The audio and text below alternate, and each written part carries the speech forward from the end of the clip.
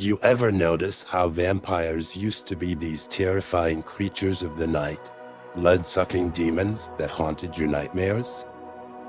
But then came Twilight, and suddenly, they're teenage heartthrobs with more emotional baggage than an airport conveyor belt.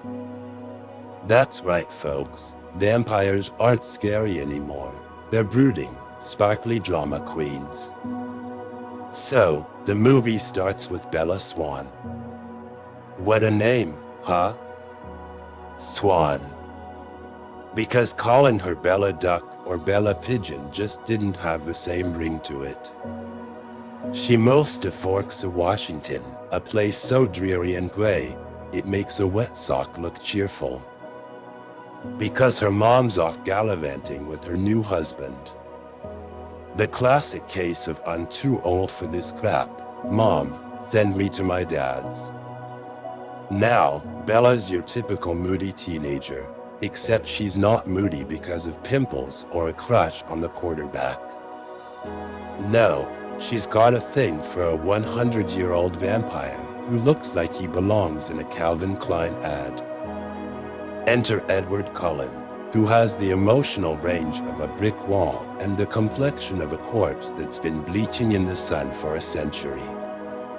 But don't worry, ladies, he's not dead. He's undead. Big difference. Edward and his family are vampires. But not the cool, dangerous kind, more like the gluten-free, organic, and non-GMO variety. They don't drink human blood, they're on a strict animal blood diet. Because in the world of Twilight, vampires are apparently the vegans of the monster world. No thanks, I'll pass on the O negative. Do you have any fresh deer? Bella and Edward meet in high school, because where else would an immortal, all-powerful vampire hang out but a place full of hormonal teenagers who smell like Axe body spray and fear? He's immediately fascinated by her. Not because she's interesting, mind you, but because he can't read her mind. That's right, folks. The reason our boy Eddie here is head over heels is because Bella's brain is like a broken radio. No signal.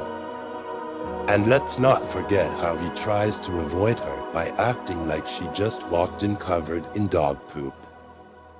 He's sitting there in biology class, looking like he's fighting off the world's worst wedgie. But eventually, his ice-cold heart thaws, and he starts to warm up to her. Well, as much as a guy who's perpetually at room temperature can warm up. So, Edward decides to show Bella his true self. He takes her to a secluded forest and reveals his skin sparkles in the sunlight. That's right, the big scary vampire glitters. Like a damn disco ball.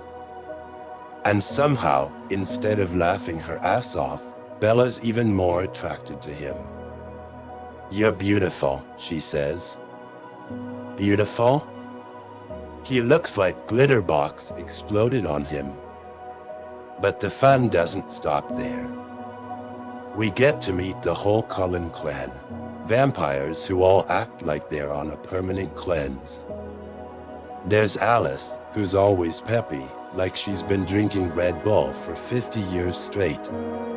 Jasper, who looks like he's one bad day away from a meltdown, and Rosalie, who clearly got the I'm too good for this crap memo. Now, every love story needs a bit of drama, right? Enter the bad vampire trio, James, Victoria, and Laurent. They're the kind of vampires who don't shop at Whole Foods and are more into the traditional chomp on humans diet. James, the leader, decides he's going to hunt Bella down because, well, the plot needed a conflict, and Edward needed to do more than just mope around looking constipated.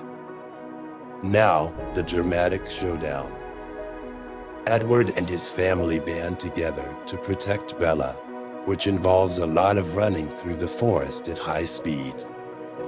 Seriously, These guys run more than a hamster on a wheel. Eventually, they track James in a ballet studio because nothing says epic vampire battle like pirouettes and plies. They take him down, but not before he bites Bella. But don't worry, Edward sucks the venom out in time. Yeah, you heard me. He literally sucks out the venom.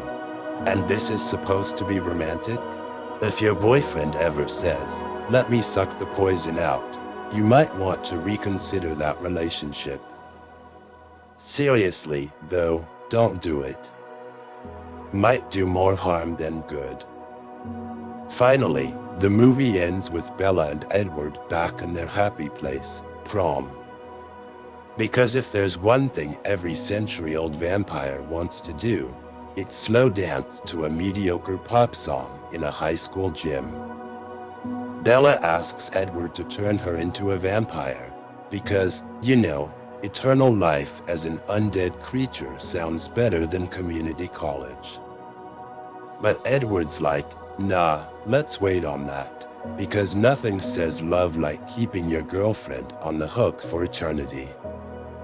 And that's Twilight, folks. A movie where vampires don't bite, werewolves don't show up yet, and the scariest thing is a teenage girl's obsession with a guy who sparkles like he's been dipped in glue and glitter.